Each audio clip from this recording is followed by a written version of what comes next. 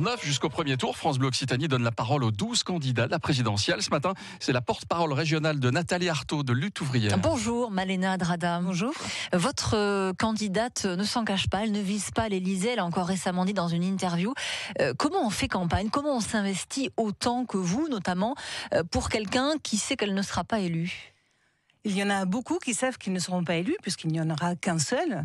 Et nous, on fait campagne pour dire qu'il faut défendre le camp des travailleurs et que cette société capitaliste, il faut la renverser.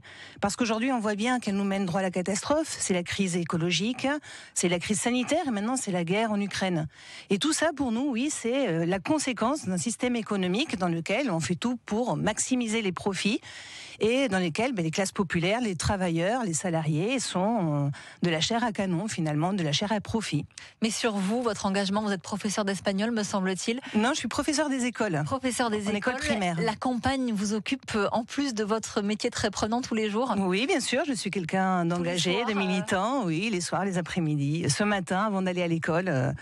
Oui, effectivement, mais c'est un engagement parce que je suis révoltée, parce que je trouve que ce monde ne va pas bien du tout. Alors, Nathalie Arthaud se présente pour la 3e fois à la présidentielle. Elle a fait à chaque fois moins de 1%. Et pourtant, elle a été une des premières à obtenir les 500 parrainages. Ça vous a étonné? Non, pas du tout. On les obtient à chaque fois. Nous sommes un parti de militants.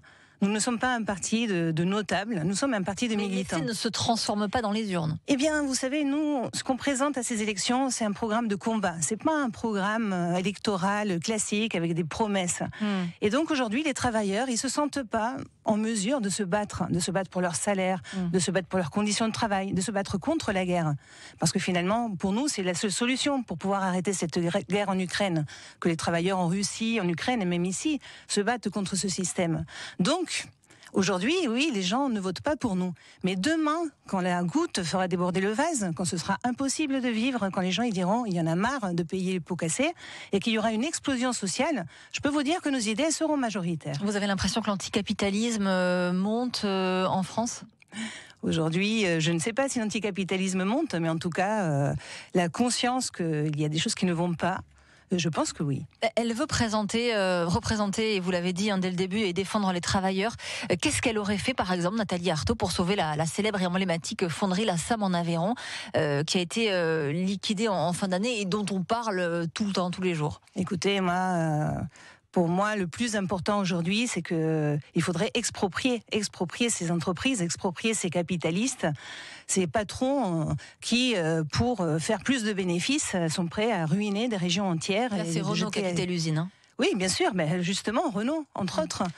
La justice a demandé aux salariés de la SAM d'évacuer l'usine avant mardi. Vous pensez qu'ils seront délogés par la police s'ils ne partent pas de leur plein gré ? Je ne sais pas ce qui va se passer, mais dans le contexte électoral qu'on connaît. Oui, mais je pense qu'ils ont raison de se battre, de tenir bon et de dire que c'est pas à eux de payer les pots cassés de cette décision de Renault, qui est quand même une entreprise riche à milliards et qui, elle ne fait jamais de sacrifices. C'est toujours aux mêmes qu'on demande des sacrifices. Sur l'aéronautique, qui a une place majeure dans notre région, vous considérez que les énormes comme Airbus ont supprimé des postes, là aussi, sur le dos des travailleurs ? Bien sûr. Bien sûr. Vous savez, quand on regarde aujourd'hui l'augmentation des prix, finalement, à qui on fait payer cette augmentation des prix? C'est pas les patrons qui la payent, parce que les entreprises comme Airbus répercutent les augmentations des prix sur les matières premières au prix de ce qu'ils vont vendre. Mais pourtant, nous, en tant que salariés, nous n'avons pas les moyens de faire ça. C'est pour ça que nous, on se bat aussi pour qu'il y ait des augmentations de salaire conséquentes. Pourtant, les syndicats majoritaires d'Airbus signent les accords. Peut-être que les syndicats signent les accords. Ils sont mainmises avec la direction ? Non, je n'ai jamais dit ça. Moi, je pense qu'il y a peut-être des syndicats qui signent et d'autres qui ne signent pas. Il y a une grande colère chez Lutte ouvrière. Comment vous expliquez, Malena Adrada, que dans la rue, le combat se soit un peu arrêté, les gilets jaunes se sont arrêtés? Mais c'est ce que je disais tout à l'heure. Aujourd'hui, les gens ils sont un petit peu découragés, démoralisés. Les coups, ils pleuvent sur la tête des salariés. C'est de plus en plus difficile de vivre. Quand on est au SMIC, c'est impossible de s'en sortir vu l'augmentation des prix. Nous, aujourd'hui, on dit qu'il faudrait 2 000 € pour le salaire minimum. Et on nous dit c'est trop. Mais non, c'est pas du tout trop. À 2 000 €, on peut vivre à peu près correctement.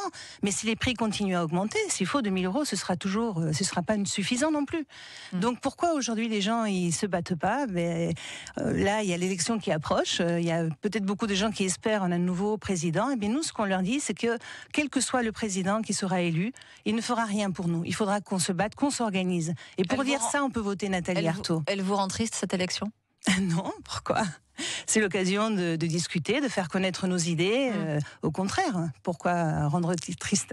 Et c'est votre combat. Donc merci Malena Adrada, porte-parole régionale de Nathalie Arthaud, candidate lutte ouvrière à la présidentielle, dont le premier tour a lieu dans 9 jours désormais. Merci et bonne journée. Un peu d'infos